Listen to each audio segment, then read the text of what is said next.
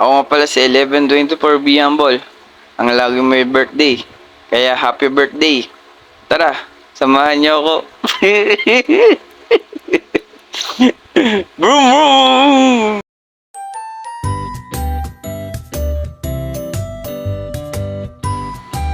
So, ang first project ko ngayon ay ang helmet. So, makikita nyo, itong helmet na to ay hindi akin. Sa mother ko to.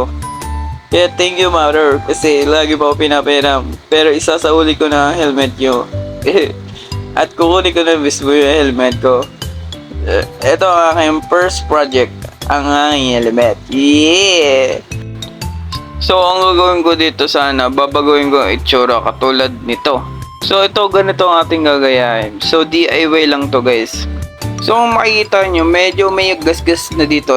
Yung salamin dito kasi medyo malabo na. Habang nagbibideo tayo, may dumating dito, guys.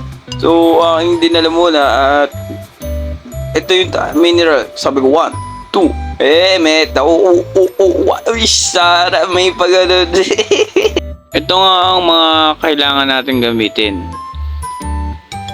Una na dyan ang permanent marker, mga tape para sa mga kaibigan nating maingay, screwdriver, syempre pwede mo tong panaksak pag selos na selos ka na, charot, spray para sa mga taong hindi kasi neryoso pero nagbubulag-bulagan ka, oy, char. Tapos may nakita ako ditong itim na spray, so hindi na ako bumili kasi yung red and gold ay bagong bili ko lang yun, guys.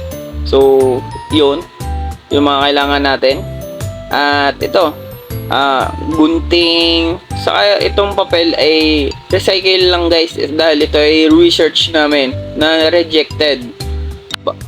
So, kinalas ko na to, guys. So, dito nga before ko to gawin, akin ni-research muna kung pwede ba itong kulayan. So, on my research, pwede naman. Nasa sa iyo kasi yun. Tapos nagka-problema ako dito kasi hindi ko, guys, matanggal itong bolts. So, ang ginawa ko na lang, medyo magtsatsaga ako dito, guys. Tapos dito aking pinunasan na para malinis din naman bago ko i-paint, ano. Para maganda. Tapos dito, guys, tinakpan ko na yung ICC saka yung iba pang logo na hindi ko alam, basta verify na safe yung helmet.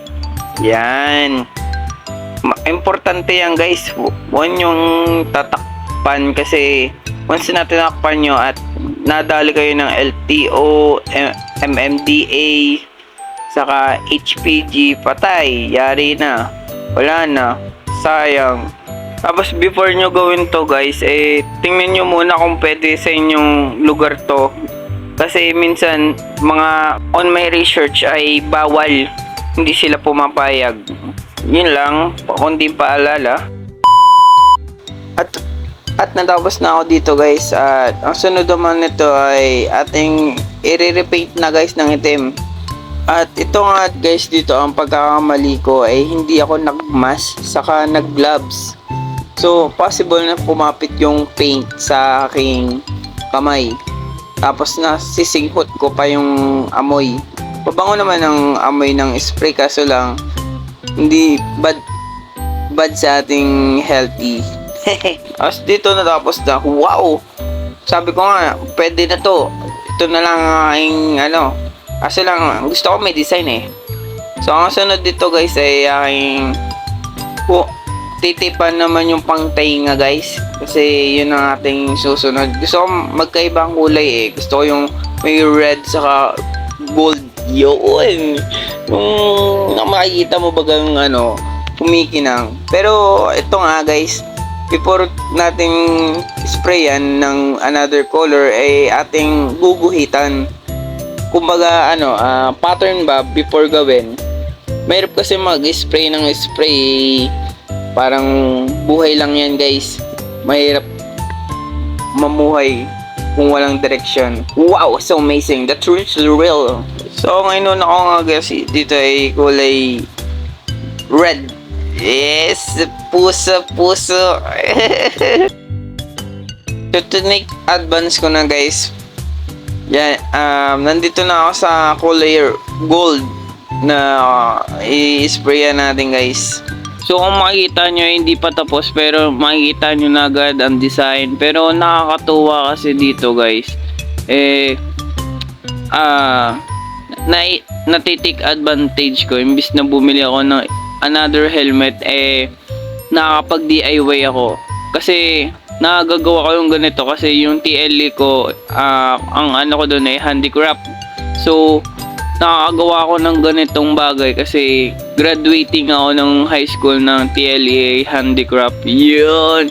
Share ko lang shoutout kay Ma'am Sheila kasi siya ang teacher ko doon. Yun.